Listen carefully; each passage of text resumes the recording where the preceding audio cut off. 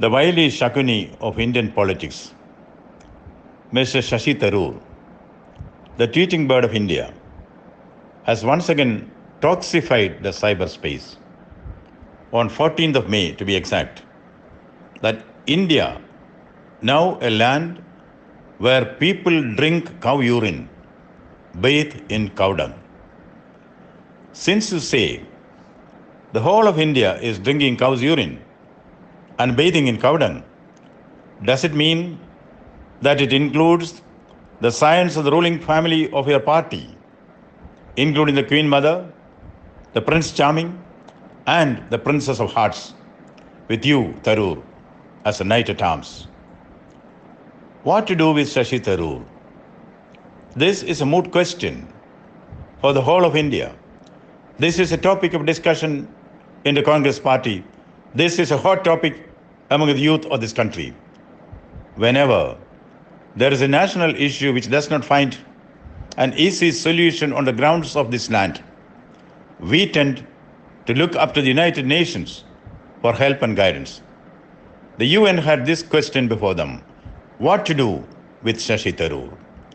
They decided, throw him out. That is what they did. But India does not do that to any of its citizens. Here, every dog has his day. Our friend Tharoor, when you found you have no place in the United Nations, are you trying to create a de-united nation in India and find a space for yourself? The cat is out of the bag, you alley cat of Indian politics. Sorry if one sounds uncharitable, Mr. Tharoor.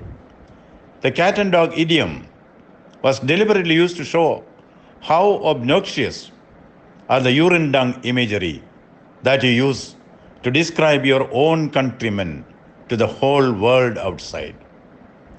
Is it about you, my friend, that Shakespeare said, "What a fall it is, my countrymen"? You are telling the whole world that India drinks cow's urine and bathes in cow dung. This is your message to the world about your own motherland? You have a large number of followers on the Twitter. We appreciate it. But for the sake of increasing your cheap popularity, you are running down your motherland. Do you know Indian Constitution? Do you know India? When the Constitution of India was drafted, who drafted it? All the distinguished leaders of India, irrespective of caste, creed, and politics, including the patriarch of your party, Jawaharlal Nehru. They joined together, and the great constitutional wizard Ambedkar drafted it. In the Indian Constitution, cow slaughter is to be banned. Who wrote this? There was no BJP at that time, not even as an idea. It's your party leaders who took the lead to include banning of cow slaughter as an objective. Learned friend Tharoor, please read the Constitution of India at least in parts before you tweet venom. Now, which cow are you running down? The Indian cow, the British cow, or the American cow? Somebody is pulling the carpet from beneath your feet, our friend Sasi. Look around. It is BBC, British Broadcasting Corporation, BBC, against you. BBC has reported that hugging of the cow will increase positivity and relieve stress. In America, people are paying $200 to cuddle a cow. The British broadcaster says scientifically that hugging the cow releases oxytocin in the body, which gives you the feel-good sensation. Now tell us, friend Tharoor, do you run down the British cow, the American cow? Or do you think the Indian cow alone is in the cattle class, your offending description of the common man? Why this racial discrimination among cattle?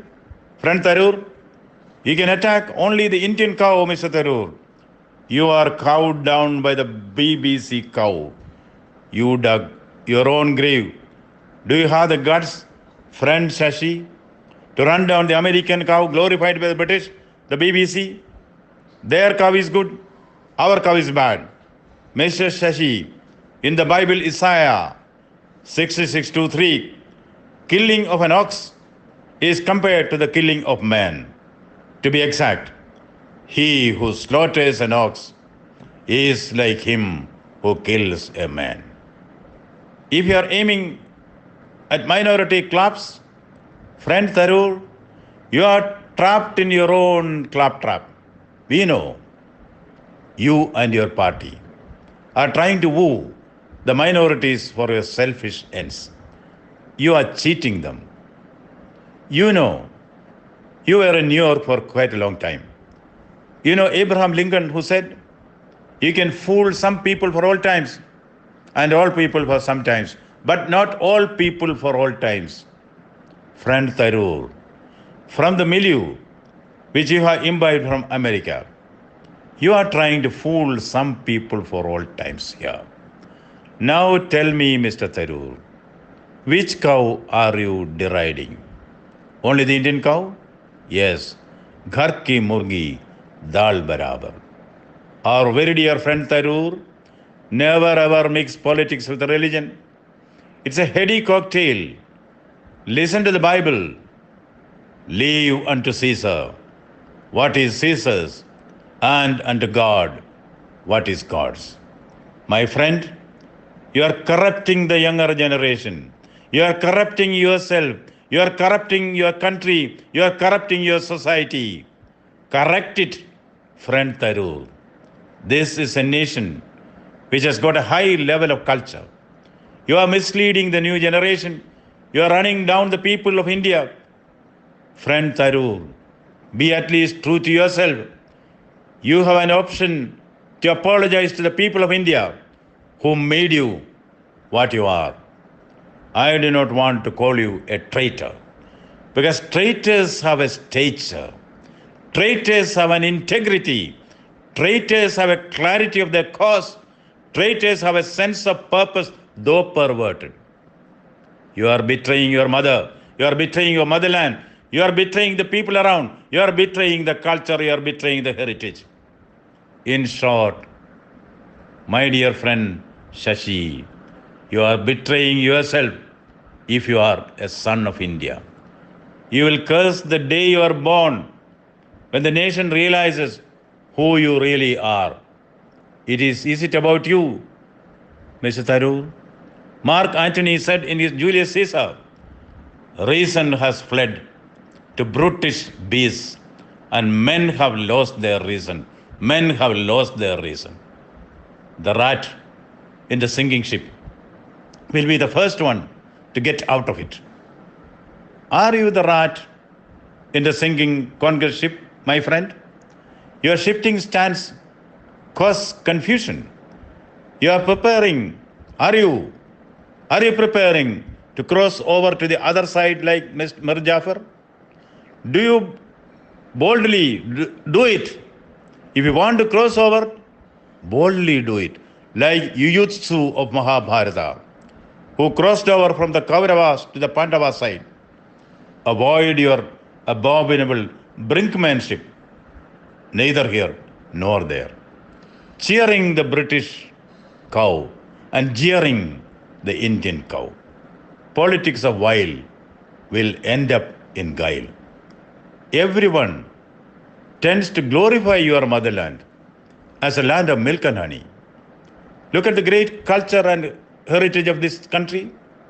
Stalwarts of the Western world, be it Arnold Toynbee or Romain Rolland or Mark Twain, they glorify India.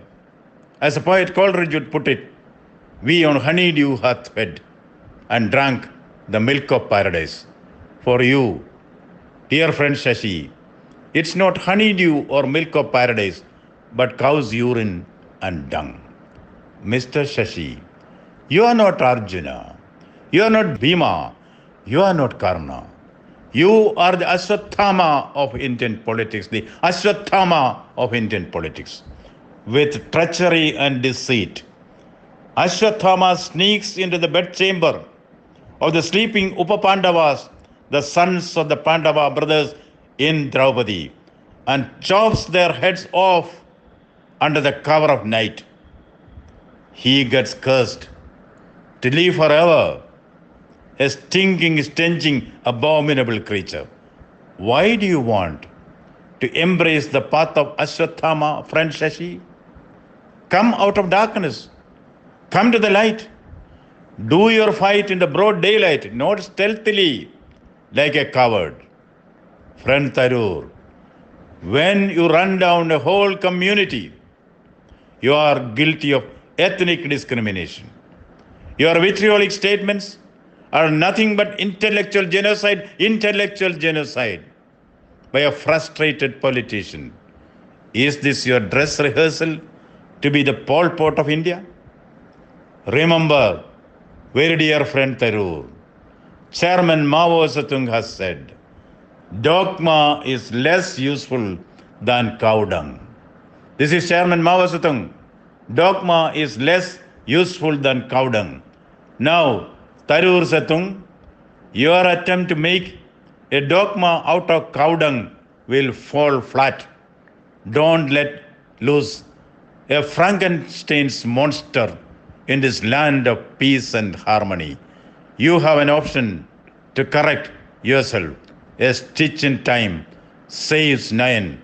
Wish you all the very best, very dear friend Sasi Tharoor. Satyameva Jayate. Vande Mataram.